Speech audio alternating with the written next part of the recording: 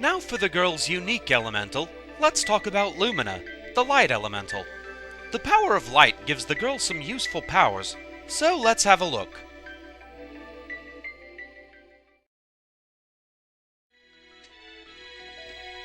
The first of Lumina's spells is Lucent Beam. It's one of the few actual attack spells that the girl gets, as well as one of the few ways within the game to actually deal light elemental damage. Other than that, it's pretty straightforward, just throwing various streaks of light at the enemy.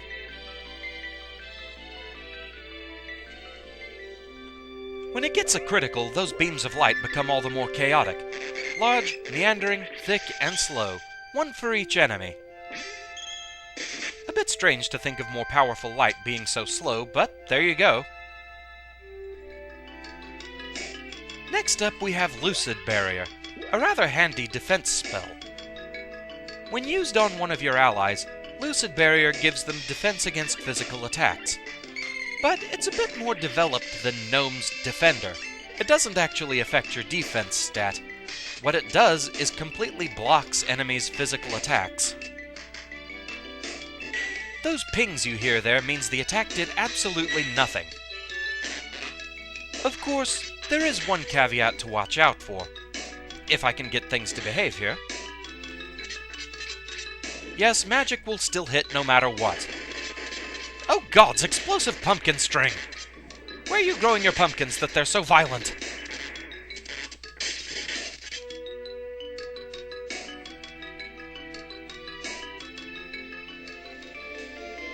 When used as a critical, Lucid Barrier becomes a little bit more impressive visually. It adds a second stage to the animation. Just showing off a bit there. Finally, we have Lightsaber. Aside from risking a George Lucas lawsuit, this one, especially for its expensive cost, really isn't too much to write home about. It doesn't give any added effects beyond putting light element on your weapons, which I suppose is enough of an effect. There are very few ways in this game to deal light elemental damage, so I suppose it at least has that going for it. It would have been nice to have a bonus effect, though.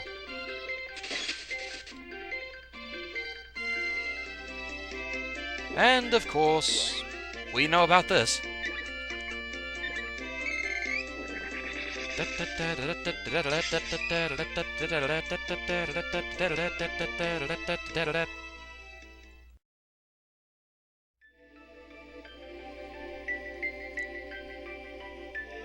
Now for Luna, the Moon Elemental. Her magic gives some interesting effects, and the girl's Luna spells can actually be quite useful. So let's see what we have.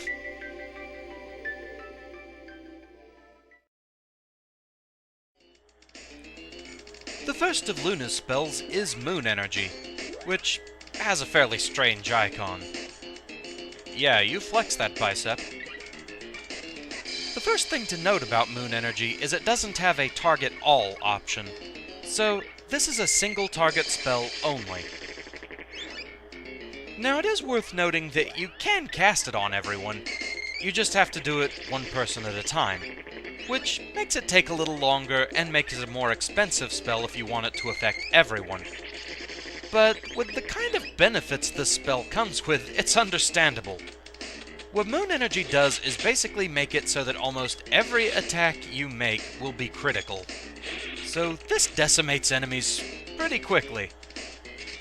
Got a mob of annoying enemies? Moon Energy takes care of them pretty swiftly.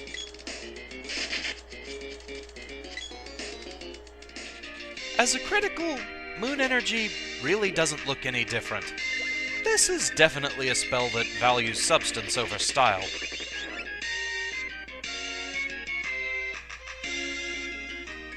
Next up we have Lunar Boost. This one's your basic, classic, double-edged sword type buff. Using Lunar Boost raises your attack, but lowers your evade rate. That means you can get a stronger attack in on the enemy, but you won't be able to dodge as much of the attacks as they throw. Does the benefit outweigh the problem? I'll leave that to you to judge. Of course, once you're high level enough, it's certainly worth it once you have enough of an evade rating that the decrease from this spell doesn't really do too much. Now the critical effect certainly looks different on this one. Behold! Moon Lightning! Finally, we have Moon Saber, the last of the true Saber buff type spells, and a rather interesting one at that. Moon Saber essentially gives your weapons the power of vampirism. Kind of an interesting choice, really. As long as Moon Saber is in play, if you physically attack the enemy, you drain their health. Any damage you do to the enemy, you gain back as recovery. It does have the drawback, though, that you can't really stack attacks with it, because every time you make an attack, you're going to be stuck with the little victory recovery pose. Oh yeah, and it still doesn't work on LA Funk. And, once again, the Larch. I mean, bigger stars. Yeah.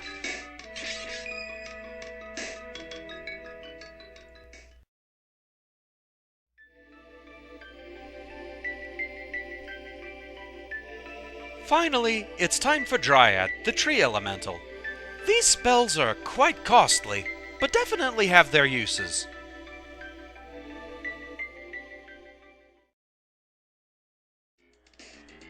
Dryad's first spell is Revivifier. Despite being kind of awkward to say, Revivifier is a useful spell, basically the magic equivalent of a Cup of Wishes. It revives a downed ally. However, at the cost of 10 magic points, this one's rather prohibitive as far as the number of uses you have. The critical version of it just makes the Heavenly Chorus a little more impressive, as they come with a nice vivid green aura and send down 4 stars instead of just 2.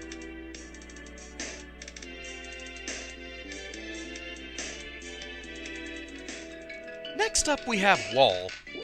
This is a rather tricky defensive buff. Certainly it has its uses, though. Whereas Lucid Barrier makes you immune to physical attacks, Wall makes you immune to magic attacks. Thus, no matter what the enemy wants to throw at you, Earth Slide, Burst, whatever, it'll get reflected. The more damage they try and do to you, the more they're just hurting themselves.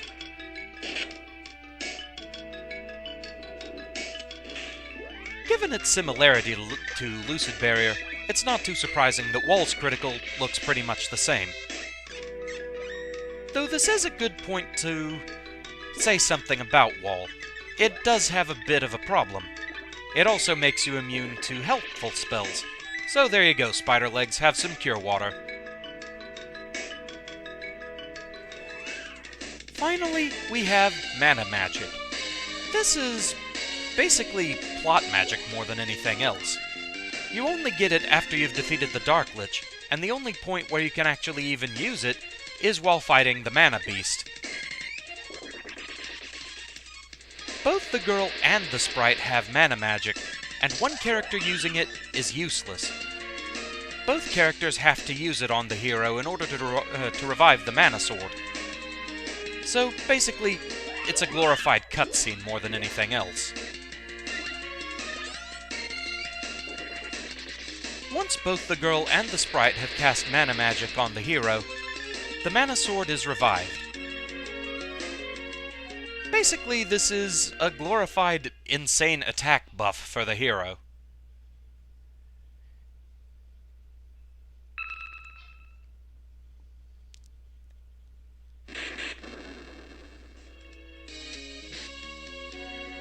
Yes, even on the final boss, a normal sword attack doing more than 500 damage per hit. Pretty excessive, that. It certainly gets the job done, though. And should you manage to get a critical with it, well.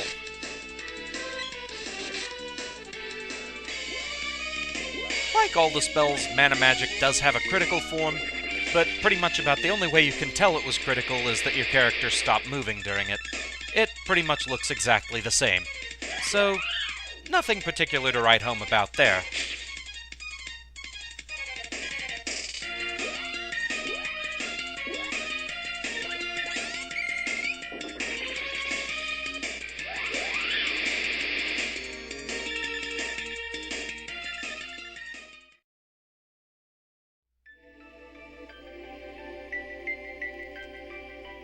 And so that's all for the girl's magic. Her library of spells can come in quite handy for getting through various parts of the game, tweaking your stats to help in tough spots. However, that's only half the magic in the game.